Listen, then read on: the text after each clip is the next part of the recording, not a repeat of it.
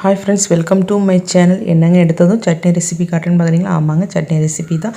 இது என்ன சட்னினா, நம்ம டாக்டர் சிவராமன் சார் அவங்க டாக்டர் மேரேஜ் கல்யாண விருந்தில் ஃபேமஸாக எல்லாராலையும் பேசப்பட்ட அந்த கொய்யா சட்னி ரெசிபி தான் நான் உங்களோட ஷேர் பண்ணிக்கலாம் அப்படின்னு சொல்லிட்டு செஞ்சேன் ஃப்ரெண்ட்ஸ். ரொம்பவே சூப்பராக அல்டிமேட்டாக இருந்துச்சு. சரி, அதை உங்களோட ஷேர் பண்ணிக்கலாம் அப்படின்னு சொல்லிட்டு தான்.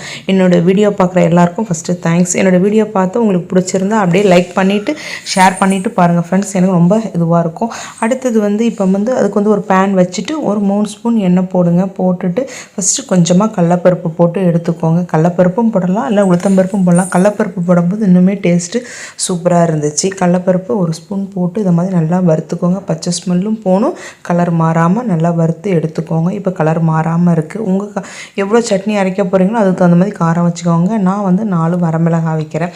போட்டு அதுவும் அதிலே இது பண்ணுங்கள். இதை மாதிரி வறுபடும் போது கடலப்பருப்பு ரொம்ப கலர் மாறிடுமான்னு நினைக்காதீங்க. நீங்கள் லோ ஃப்ளேமில் செய்யும்போது மிளகாயும் வறுபட்டுருக்கும், கடலப்பருப்பும் கலர் மாறாமல் இருக்கும். 2 பெரிய வெங்காயத்தை நீல வாக்கில் கட் பண்ணியிருக்கேன். ஒரு தக்காளி பழத்தை கட் பண்ணி வச்சுருந்தேன்.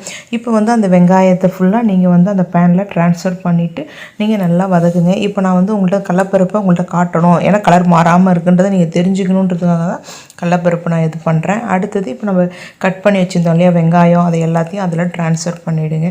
இதை மாதிரி கொய்யா சட்னி செய்யும்போது ஃப்ரெண்ட்ஸ் நல்ல ஒரு ஹெல்த்தியான ஒரு இது நம்ம கொய்யாப்பழம் எல்லாத்துலேயும் இது பண்ணி சாப்பிட்ற ஒரு பொருள் தான். இதை மாதிரி சட்னியாக அரைக்கும் போது கொஞ்சம் கூட கொய்யா சட்னின்னு தெரியவே இல்லை ஃப்ரெண்ட்ஸ்.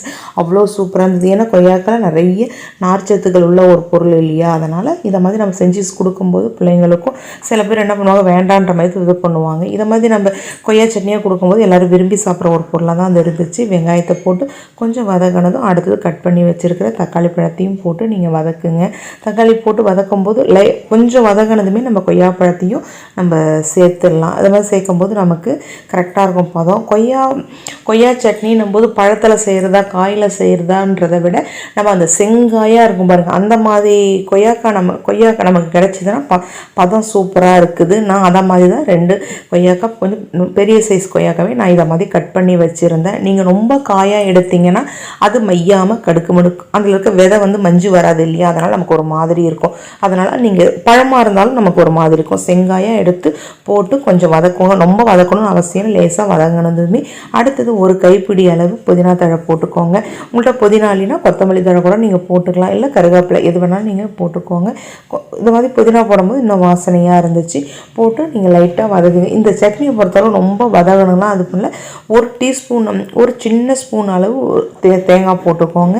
அடுத்தது அதே அளவு நம்ம உடச்ச கடலைன்னு சொல்லுவோம் இல்லையா, பொட்டுக்கடலை, அதையும் போட்டு நீங்கள் வதக்குங்க.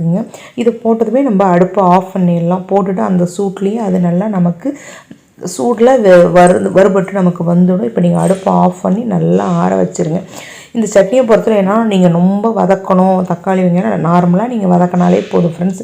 சில சட்னிலாம் நல்லா வதக்கினா தான் டேஸ்ட். இந்த சட்னியை பொறுத்தவரை ரொம்ப நல்லா வதக்கணும்லாம் அவசியம் கிடையாது. நமக்கு இது நல்லா வதக்கிடுச்சு. ஆற வச்சு நான் மிக்ஸி ஜார்லேயும் சேர்த்துட்டு இப்போ தேவையான அளவு உப்பை போட்டு அரைச்சி நான் எடுத்துகிட்டு வந்துட்டேன். இப்போ பாருங்களேன் நான் எப்படி அரைச்சிருக்கிறது.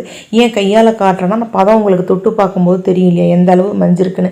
நல்லாவே நீங்கள் நல்லா மழை அரைச்சிருங்க. நம்ம இது பண்ணிட்டு அடுத்து தாளிப்பு கரண்டில் 1 ஸ்பூன் எண்ணெய் போட்டு கடுகு போடுங்க.